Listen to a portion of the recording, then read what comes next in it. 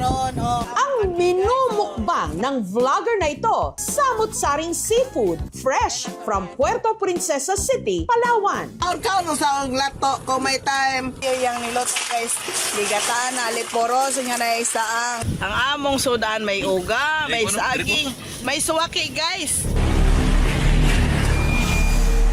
Sa video namang ito, ang kanya raw minumukbang, di umano, alimango, makikitang napapikit pa siya. Sa sobra raw sarap. Ang content niyang ito, nakabingwit ng milyon-milyong views. Pero ilang araw lang matapos na i-post ang video, nabalitaan na lang na ang mukbanger namatay.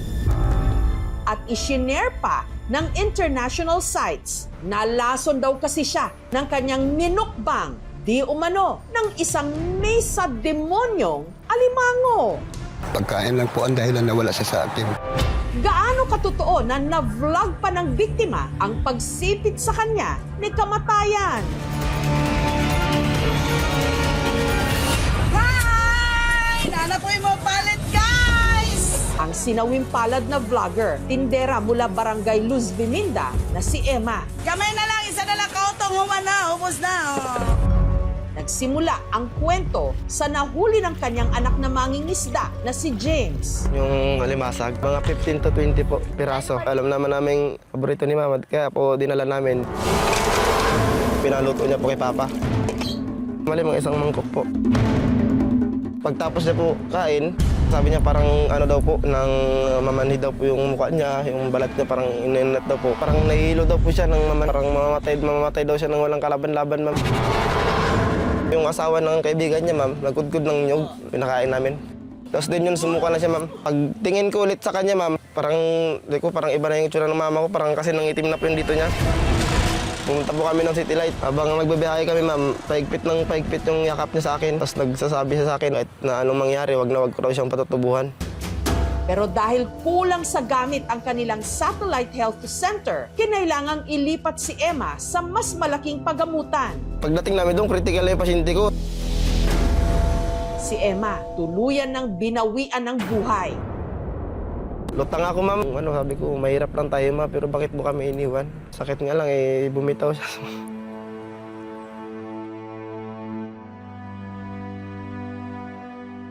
Sakit din po. Kasi nawalaan ako ng babae na mahal ko.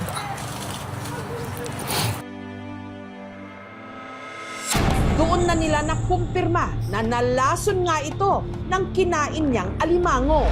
Pero anong klaseng alimango ba ito? Ang hindi alam ni James, napaka-toxic ng alimangong ito. Hinding-hindi dapat kinakain.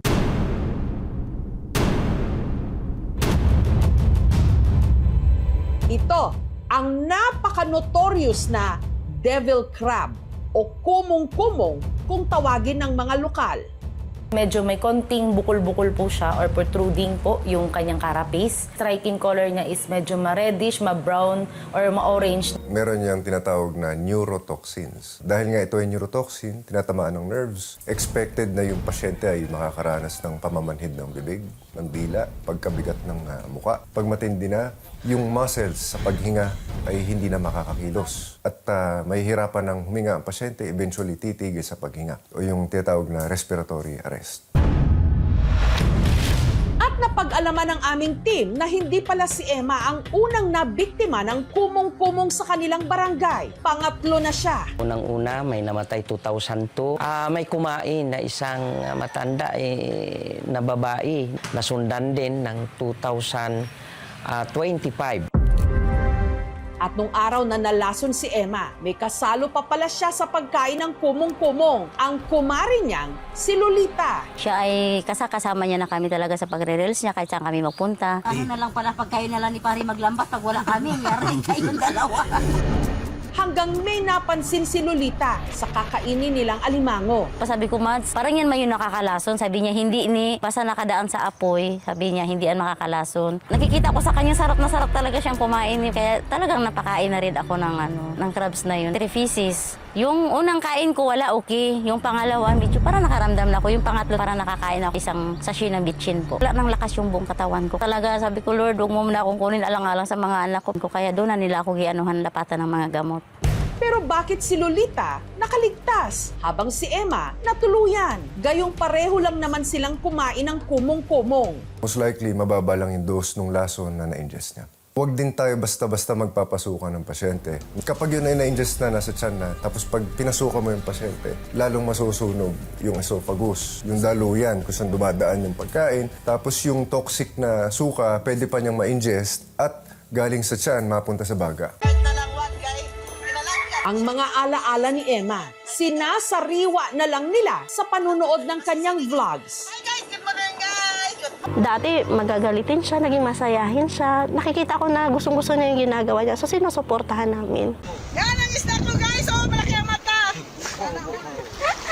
Tapos sinasabi niya sa akin, anak, pag nagsahod ako sa vlog ko, ililibre kita. Gusto niya makilala siya. Tapos sa ganitong paraan pa. Ang dami ng mga vloggers, ginagawa siyang content. Yung sobrang sakit po sa na pag nagsisearch ka sa True Google, devil crab, mukha niya yung makikita mo. Ay, hapon guys! Oh. At hindi rin daw totoong iblinag ni Emma ang pagkain ng kumong-kumong na nagpaalarma sa ilan. Nais din daw nilang linawin na ang kinakain ni Emma sa nag-viral niyang video, Magawa ng sili. hindi ang nakalalasong alimango, kundi ang shellfish na saang o ranga-ranga na ligtas namang kainin. Nakakasakit nga lang po kay napakalat sila ng maling balita. Sana po, inalam po muna nila. Walang actual video ng pagkain mismo ni Emma ng devil crab.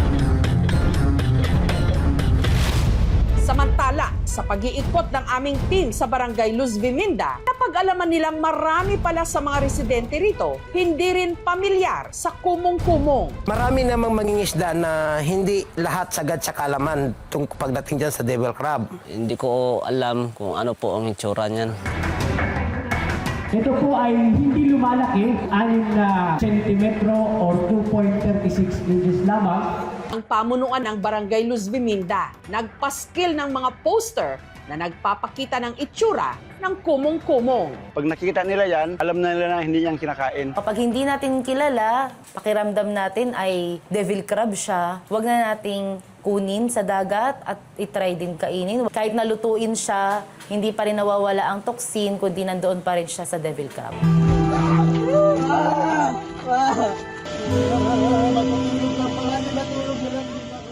Sana balik siya kahit na isang oras lang, ma'am, makausap lang namin siya. Masabi lang namin sa kanya na kung gaano namin siya kamahal.